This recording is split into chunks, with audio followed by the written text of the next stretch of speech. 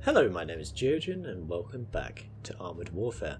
Today I thought I'd bring you quite the strong tank indeed. It's the T-72 Ural. Now I say it's a strong tank and it definitely is in the hands of a right player.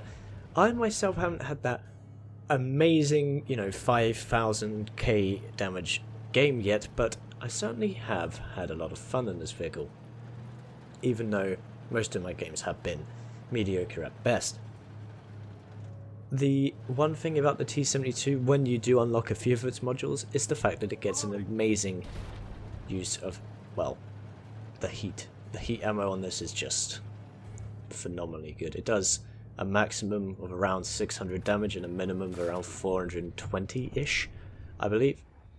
And it has more than enough penetration to go through the front of, say, a Chieftain Mark V from the front. Of course, if you hit tracks or spaced armor, then you're not going to do too much. The T-72 does have its drawbacks, of course. The hull armor is well angled, of course. It has some good... the shame of the first heat round only going into the tracks. And then I decided to blow up a couple of oil tankers, so the screen shakes a bit. Oh well. Yeah, the T-72's hull armor, although it is layered composite, it can still get penetrated by shaped charge ammo, such as these two missiles from the Fox. And even though the upper plate does have the composite, as I say, which is good at absorbing shaped charge ammo, I was surprised that I got penetrated in the front. But as you're going to see, 531 into the Leopard there. Those two little points, I believe, are where those missiles hit. So that guy is very, very good aim in this Fox. I may be completely wrong, but I believe that's where it went in. The T-72, I keep getting distracted, has some drawbacks. The longer aim time, the gun is not the most accurate, but when it does hit, it hits damn hard, especially with these heat rounds. The gun depression is very bad. I have struggled with fighting on the hills on this thing. Don't know if any of you have played against VFMs. They have surprisingly troll frontal armor. At least in my experience. The sides and rear of the vehicle in terms of the hull armor, very flat and pretty bad.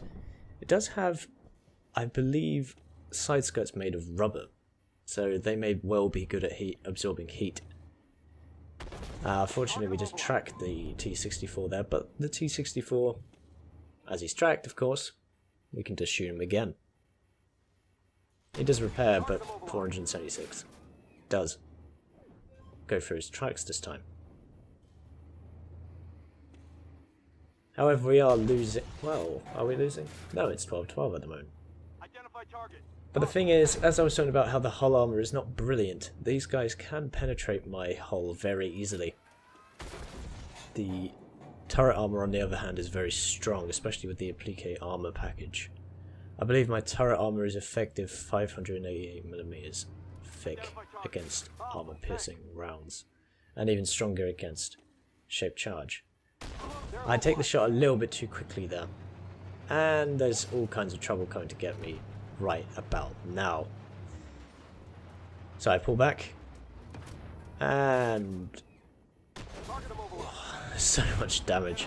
And the reload is longer than that of the Chieftain, say, but it is very satisfying, especially shooting against very lightly armoured Leopards.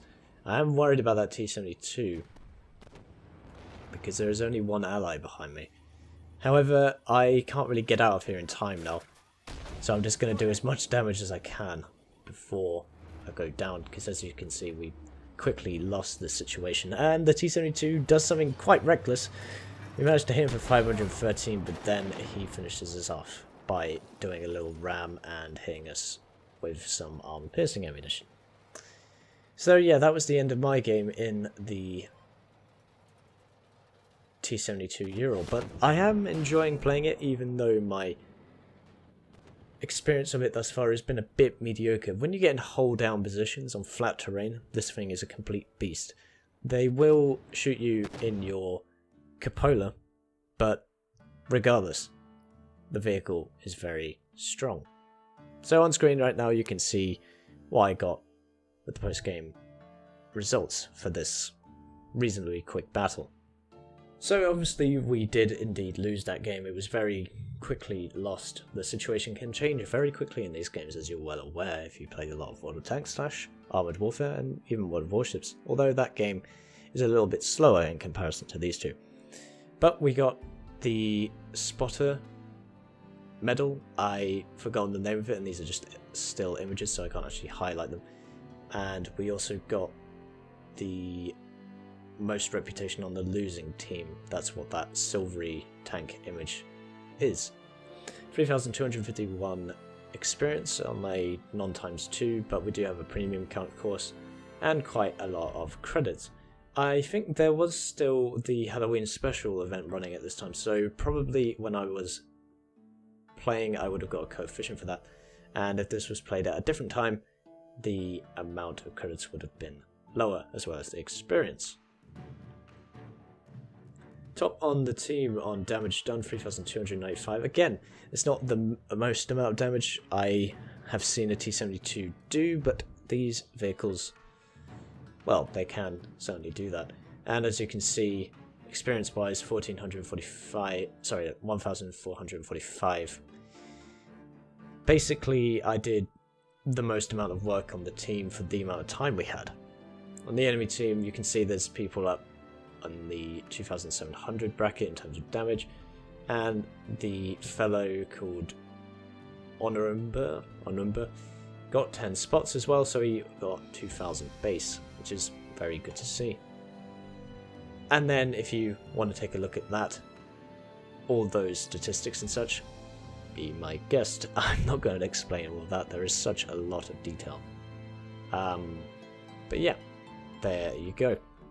So there we go, that was the T-72 Ural. I hope you enjoyed watching the video, even though it was a tad short and it wasn't, you know, a brilliant 5,000k, as I said earlier. I realised my mistake there. 5k damage game. Tell me your thoughts down below on the T-72. Do you prefer it over the M60A3 or the Chieftain if you've played either of these vehicles, or just by the look of them? I certainly like the turret armor and the heat rounds. So, as always, I've been Geogen, this has been Armored Warfare, and I'll see you chaps and chapettes in the next one.